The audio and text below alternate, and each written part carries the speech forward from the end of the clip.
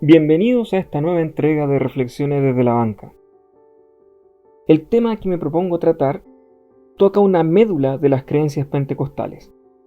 Si bien puede que el título genere más de alguna suspicacia, espero que quienes escuchen esta reflexión obtengan de ella elementos útiles para apreciar con algo más de perspectiva un punto teológico crucial para la subsistencia del movimiento.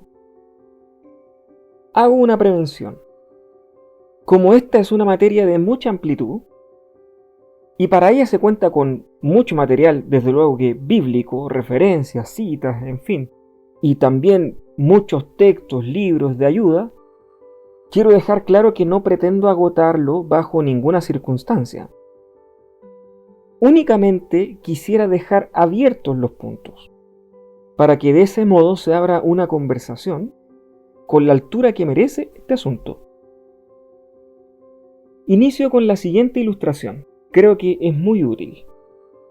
Recientemente ocurrió la salida de algunos pastores de la Iglesia Evangélica Pentecostal. Una de estas salidas en particular ocurrió en el marco de una situación institucional enredada y a estas alturas ya diríamos autodestructiva al interior de dicha denominación. En este caso particular, el pastor que salió emitió una declaración en la que sostiene varios puntos que tocan cuestiones de orden interno institucional y todo aquello. Lógicamente, por contexto, esto es lo que llama más la atención. Pero en su texto también se esbozaron algunas cuestiones teológicas, y una de ellas resulta particularmente interesante para este tema. El pastor sostiene una profunda diferencia doctrinaria contra lo que considera, y abro comillas, creer que se tiene la autoridad para tener al Espíritu Santo a nuestro arbitrio y no nosotros estar sometidos a la dirección y manifestación del Espíritu de Dios. Cierre comillas. La declaración mencionada recién, a la que acabo de dar lectura, contiene parte de la cuestión crucial que trataremos.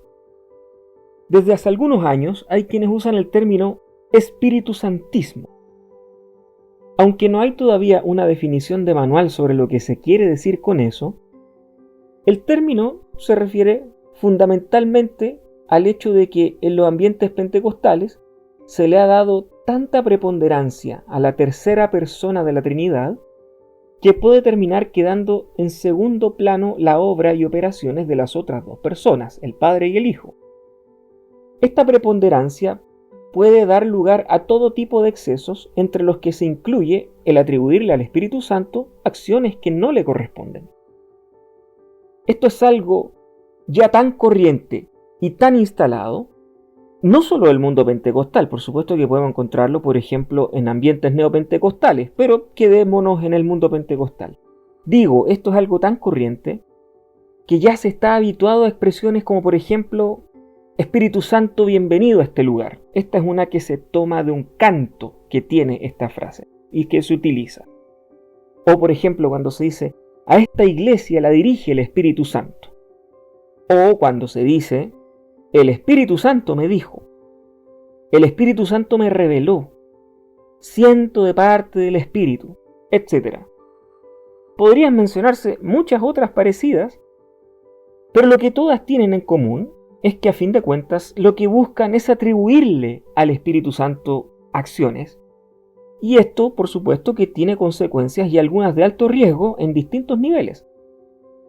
Por ejemplo, veamos en primer lugar la dimensión devocional del Espíritu Santismo. Tomemos esta idea de que el Espíritu Santo me reveló, me dijo, etc. En general, algo así no tiene mayor objeción en ambientes pentecostales porque se parte desde la presuposición de que el creyente está en una relación directa con Dios y por eso, en principio, no es algo que levante alerta. Por supuesto que en otras iglesias protestantes esto sí es algo que levanta alertas. No obstante, justamente por esta apertura total a creer en que Dios le revela cosas a los fieles, puede caerse en excesos de mucho riesgo, sobre todo cuando se termina por creer que basta que alguien diga que tal o cual cosa le fue revelada para asumir que eso es cierto. Y esto, por supuesto, que aumenta cuando ocurre que hay personas, que tienen recurrentemente este tipo de experiencia y por lo tanto ganan tal credibilidad en medio de la congregación que pasan a considerarse casi voces infalibles. ¿Puede que haya mentira en todo esto a veces? Por supuesto que sí, pero usualmente yo diría que no se trata de mentiras, de que alguien quiera mentir, sino simplemente de emociones, sentimientos, percepciones que el propio creyente malinterpreta y que adjudica erróneamente al Espíritu Divino. Un buen número de las profecías no cumplidas en ambientes pentecostales responde a esto. Y lo que es más curioso es que al mismo tiempo que ocurren estas cosas, quienes suelen llamar al cuidado a, como dice la Biblia, pesar los espíritus, suelen ser tratados sin más como incrédulos, o incluso, como suele decirse, como bomberos, porque quieren apagar el fuego de Dios, cuando en realidad su único pecado es promover la cautela. Y lo que es más paradójico de todo esto es que quienes terminan por negarse al escrutinio bíblico de estas situaciones atribuidas al Espíritu Santo, lo que terminan negando es justamente el fruto de la inspiración del Espíritu Santo por excelencia. Porque, ¿acaso no se ha enseñado por siglos que la Biblia fue inspirada por Él? Tomemos ahora como segundo ejemplo lo que podríamos llamar la dimensión institucional del Espíritu Santismo, que puede verse clara en expresiones como por ejemplo el Espíritu Santo dirige a esta iglesia. Expresión que usualmente se refiere a la denominación a la que pertenece quien la usa, es decir, a la institución. Esto también es muy común en ambientes pentecostales por la misma razón que en el caso anterior. Si Dios trata directamente con los creyentes, eso naturalmente que incluye a las autoridades de una denominación y en consecuencia lo que se termina creyendo es que Dios dirige a estas denominaciones porque sus autoridades están en constante relación con Él. En lo teórico, podría decirse que esto funciona en el marco pentecostal. A lo largo de toda la historia, además, ha habido quienes han legitimado y sostenido su liderazgo sobre una premisa así. Pero con la misma rapidez con la que se puede aceptar de buen grado una idea como esta, asimismo puede caerse a pedazos. Porque mientras haya cierta estabilidad, sea real o aparente, todo se ve bien y parece que el Espíritu efectivamente dirige todo. Pero cuando llega un escándalo, y otro, y otro, y otro más, y ya se vuelve una seguidilla de situaciones críticas dentro de una denominación, entonces esta idea comienza velozmente su caída, conllevando una desmoralización a veces irremediable en quienes creían en ella sinceramente. No falta quien dice, y con una ironía descarnada, si así es como dirige el Espíritu Santo, mejor que no dirija. Porque, claro, con el paso del tiempo, una frase como la que se usó de ejemplo para abrir esta segunda dimensión, acaba siendo nada más que un cliché, un resabio cínico y hasta ofensivo.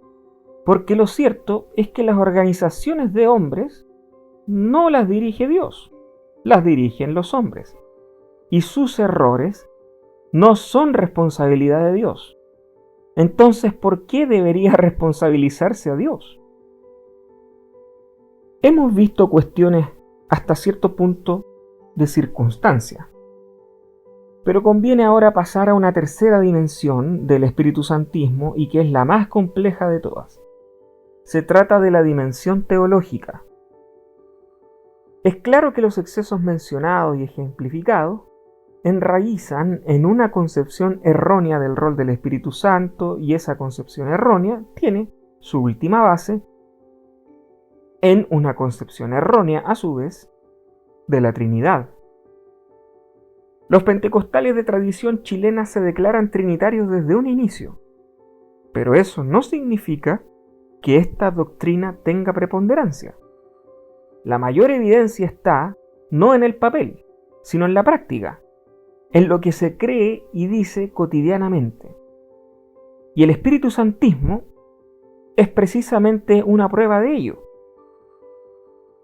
Lo cierto es que este énfasis exagerado y a veces con consecuencias estrambóticas no solo termina por, primero, deformar una concepción adecuada sobre el Espíritu Santo y su obra, y segundo, exagerar su rol y preponderancia en el culto y la vida, sino que tiene una tercera consecuencia asociada, la cual es ocultar a las otras dos personas de la Divina Trinidad y hasta dejar en segundo plano su lugar fundamental en el plan de salvación y en la vida de los creyentes.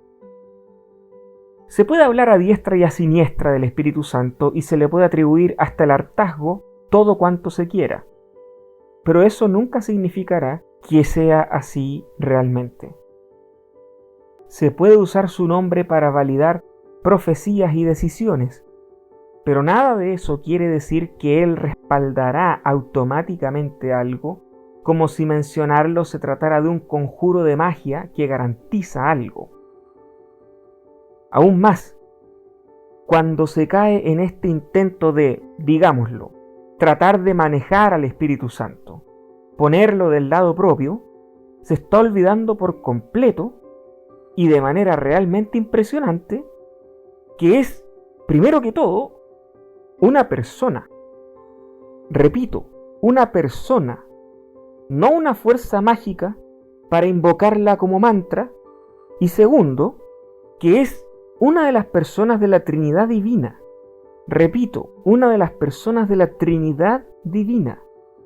Y aún así, su nombre termina siendo usado como la moneda de valor más bajo.